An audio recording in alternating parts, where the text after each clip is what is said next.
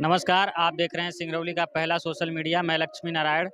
जैसा कि अभी हम लोग पहुंच चुके हैं शक्ति नगर माँ ज्वालामुखी दरबार पे, जहां पे आप देखेंगे कि इस रामनवमी के पावन पर्व पे भक्तों की एकदम से भीड़ उमड़ी पड़ी हुई है। आइए आगे की ओर हम लोग बढ़ते हैं और देखते हैं यहाँ का दिव्य दरबार जो है, इसमें जो भक्तों की भीड़ उमड़ी पड़ी हुई है उसको दिखाते हैं। आइए, मैं कैमरामैन से कहूँगा कि आप आगे आएँ और पूरी जो यहाँ की चाक चौबंद पूरी जो व्यवस्था है उसको दिखाने का प्रयास करेंगे। हमसे जुड़े रहिए। जब तक हम आपको पूरा इस मंदिर का दिव्य दर्शन नहीं करा लेते, तब तक हम आपसे जुड़े रहेंगे। नमो नमो दुर्गे सुख करनी, नमो नमो अम्बे दुख हरनी।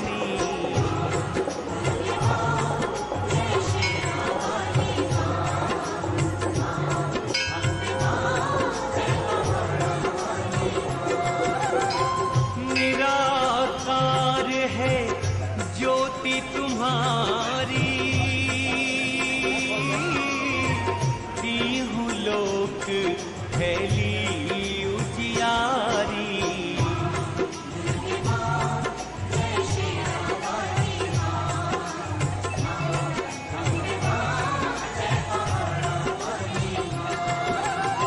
शशि ललाट मुख महाविशाला,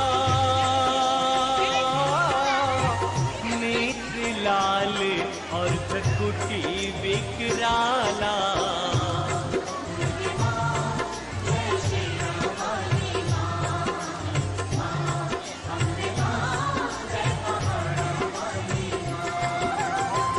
रूप मातु को अधिक सुहावे, दर्श करत जन अति सुख पावे।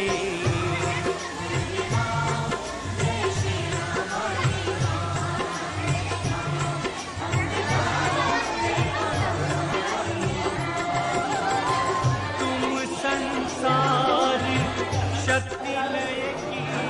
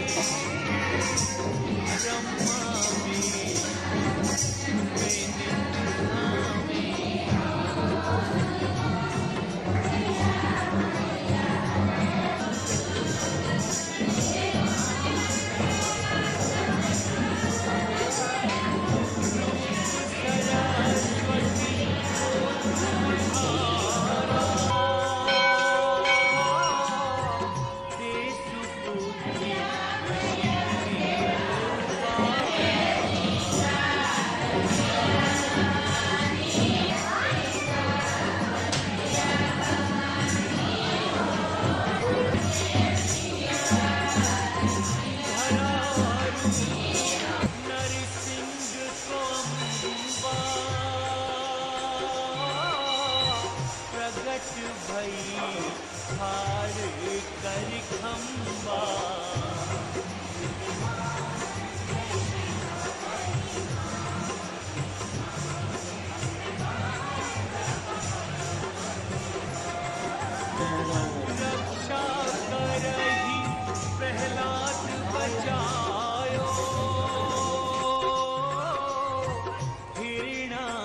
मुझको स्वर्ग पठाए।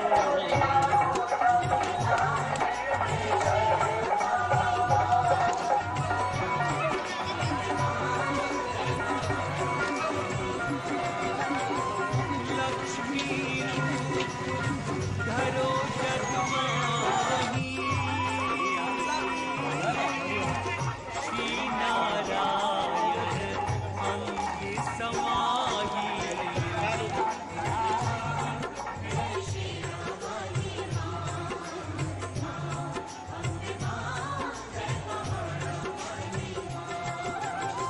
क्षीर सिंधु में करत विलासा,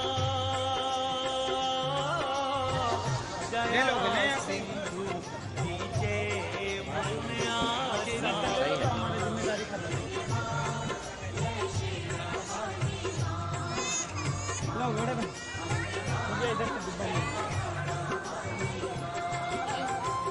हिंगलाज में तुम्ही भवानी,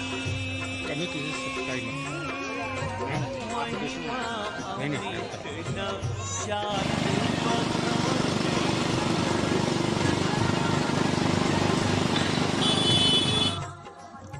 नमस्कार, S1 न्यूज़ चैनल में आप सभी का स्वागत है। अभी हम लोग माँ शक्ति ज्वालापीठ में अभी उपस्थित हुए हैं। यहाँ के जो मुख्य पुजारी हैं उनसे हम लोग जुड़ते हैं और उनसे बात करते हैं यहाँ की महत्वता को लेकर के। यहाँ पे कितने श्रद्धालु प्रत्येक दिन आ रहे हैं, इसकी यहाँ की महत्ता क्या है, उसके बारे में जानेंगे।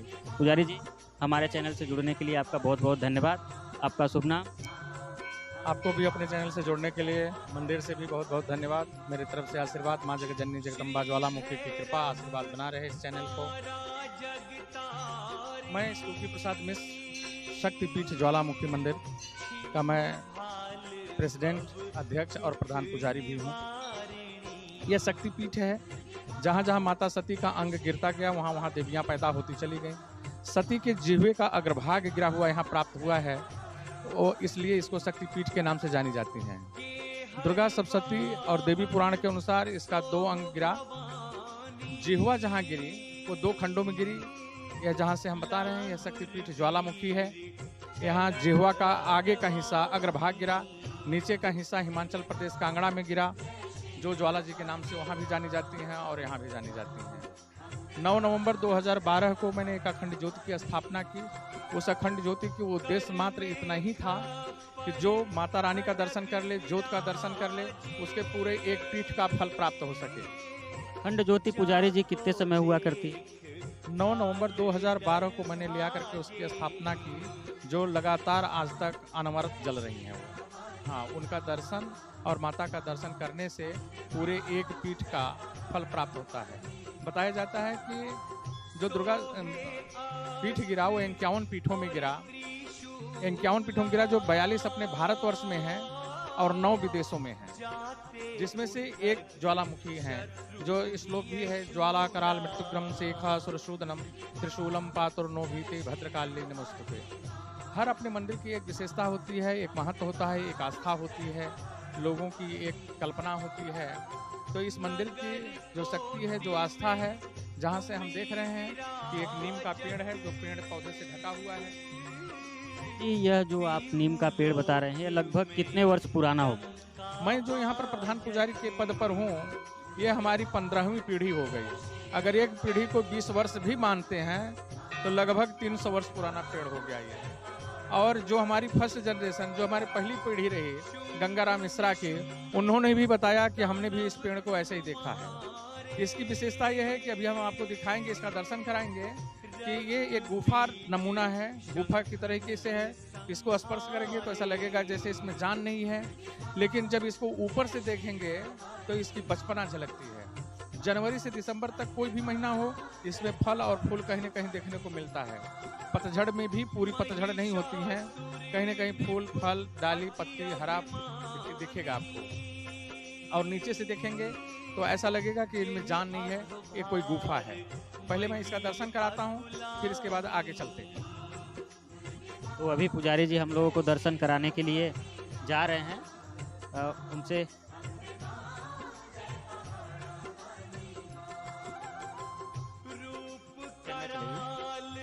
दर्शन कराने के लिए यहाँ के जो पुजारी जी हैं वो हम लोगों को अभी बताएंगे। चलें। अभी मैंने बताया माता रानी के शक्तियों का वर्णन किया। अब मैं आपको दर्शन कराता हूँ इस नीम के पौधे से जहाँ माता रानी की उत्पत्ति हुई है। इस पेड़ को देखेंगे, इसमें ऐसा लगेगा जैसे जान नहीं है।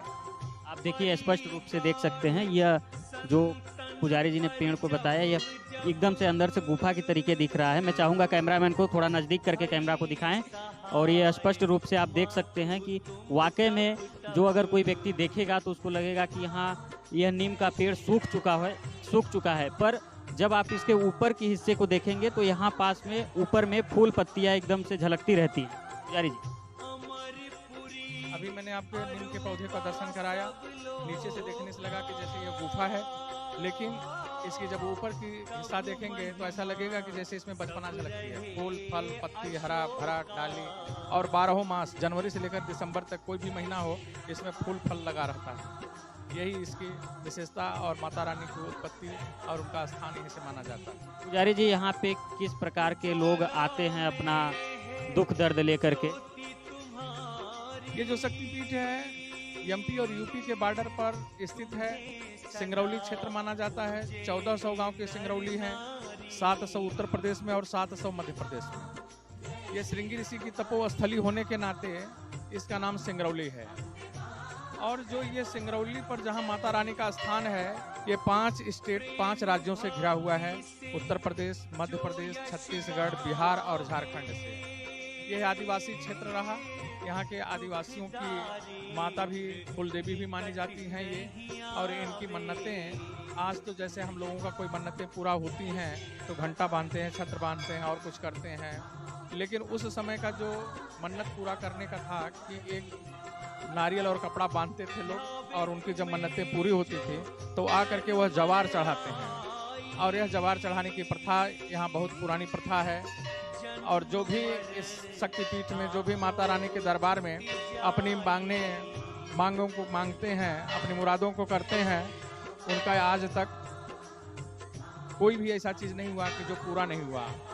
पुजारी जी, यहाँ पे किस किस प्रकार के चढ़ावा आया करते हैं? देखिए, एक मिनट थोड़ा रुको। योग न हो बिन शक्ति तुम्हारी।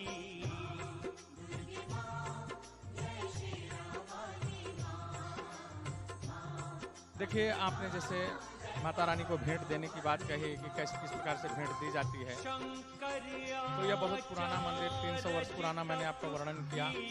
सबसे जो पुरानी चीज़ें हैं, जवार भेंट करने की ही विशेष प्रथा है यहाँ है कि अष्टमी, नवमी, दशमी से लेकर के पूरे पूर्णिमा तक लोग अपना जवार घर में उसकी सेवा करते हैं और 9वें दिन ले आकर के हम माता रानी के यहाँ चढ़ाते हैं। यहाँ जवार चढ़ाने का विशेष महत्व है। जैसे बकरे वगैरह की बलि उली, यहाँ पे क्या ऐसी कुछ प्रथा है?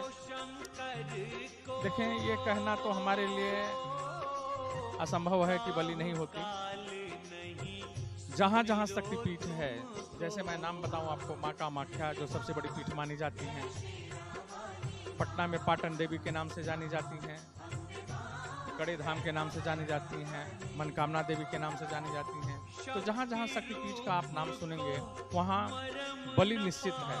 अगर कोई ये कहता है कि नहीं हमारे यहाँ बलि नहीं है, तो या तो भयवश या अज्ञानता बस वो कह सकता है। मैं कम शब्दों में अब पूछना चाहता हूँ, जैसे कि यहाँ पे इतना भव्य दरबार है, इतने भक्तों की भीड़ उमड़ी पड़ी रहती है, यहाँ पे ऐसी कुछ जो सुविधाएं अभी तक उपलब्ध न हो पाई हों, आप जो यहाँ के शासन प्रशासन के अधिकारी हैं उनसे अगर कुछ आप कहना चाहते हो तो हमारे चैनल के माध्यम से अपनी बातों को रखें। बहुत पुराना मंदिर, सिंगरौली का पहला और सोनभद्र का सबसे पहला मंदिर है ये। व्यवस्थाएं एनटीपीसी भी अच्छी तरीके करती है, शासन प्रशासन इसका व्यवस्था भी करता है अच्छी तरीके से। लेकिन जो मुख्य रूप से हम लोगों को व्यवस्था मिलनी चाहिए वह एनटीपीसी द्वारा अभी नहीं मिल पा रही है। अगर आप अपने चैनल से कहना चाहते हैं तो आपके चैनल से भी यह निवेदन करेंगे और कि एनटीपीसी से वह बढ़ चढ़ कर के इस मंदिर में इसके विकास के लिए हिस्सा लेने का प्रयास करें और कोशिश करें। ऐसे क्या क्या अभी यहाँ पे आवश्यकताएं हैं? जैसे इतनी बड़ी जनसंख्या यहाँ की है, लेकिन शौचालय की कोई व्यवस्था नहीं है। अधिक इमरजेंसी में यदि किसी को ऐसा हो गया आपातकाल में, तो हमारे पास कोई ऐसा सुविधा नहीं है कि जिसको हम कह सकें कि आप वहाँ जा कर के शौच कर लीजिए, नहा लीजिए, या उसकी व्यवस्था हो सके। दूसरे, हमारे पास एक छोटा धर्मशाला है जो रहने के लिए है, लेकिन अगर दूर दराज से अगर 10-20 लोग 25 लोग अगर आ जाएं तो उनको रहने की भी व्यवस्था हमारे पास अभी नहीं है। अगर हम ये चाहते हैं कि अगर कोई कंपनियां सहयोग करना चाहती हैं तो आपके चैनल के माध्यम से बहुत बहुत धन्यवाद उनको, और आकर के सहयोग करें। पुजारी जी, जैसे कि यहाँ पे जो भक्त लोग आते हैं, इनके लिए जैसे कि फूल माला लेकर के आते हैं, नारियल वगैरह लेकर के आते हैं, काफ़ी ज़्यादा यहाँ पे कचरा इकट्ठा होता होगा, उसके डिस्पोज की कुछ व्यवस्थाएं हैं यहाँ पास में अभी हो पाई हैं या फिर नहीं हो पाई हैं? तो शासन प्रशासन से आग्रह आपका। नहीं, इस प्रकार की कोई व्यवस्था हमारे पास अभी नहीं है। घर से अभी हमारे पास कोई व्यवस्था नहीं है। हम अपने लेबरों के द्वारा ही, सफाई कर्मियों के द्वारा ही इसको हटवाते हैं, इसकी सुविधा कराते हैं। उन वर्करों को कुछ यहाँ जो कंपनियां हैं या फिर जो शासन प्रशासन की ओर से कुछ सुविधाएं मिलती हैं उनको, पैसे रुपए? नहीं, कोई सुविधा नहीं है। जो भी करते हैं हम करते हैं, या जो हमारा मंदिर करता है, और कंपनियों की तरफ से इस प्रकार की अभी कोई सुविधा प्रदत्त में नहीं दी है। ठीक है, धन्यवाद पुजारी जी। जैसा कि आप सुन रहे थे कि माँ शक्तिपीठ ज्वालामुखी के यह मुख्य पुजारी हम लोगों के साथ जुड़े हुए थे, जिन्होंने अपनी तमाम बातों को रखा हम लोगों के बीच में। मैं चाहूँगा कि आप सब यहाँ की जो समस्याएं हैं उनको निदान करने की प्रयास करें, और जो यहाँ का दिव्य स्थल है वहाँ भी आप पहुँच करके यहाँ का जो सुख समृद्धि आपको दिखे उसकी आप यहाँ पे मन्नत भी मांगे। धन्यवाद पुजारी।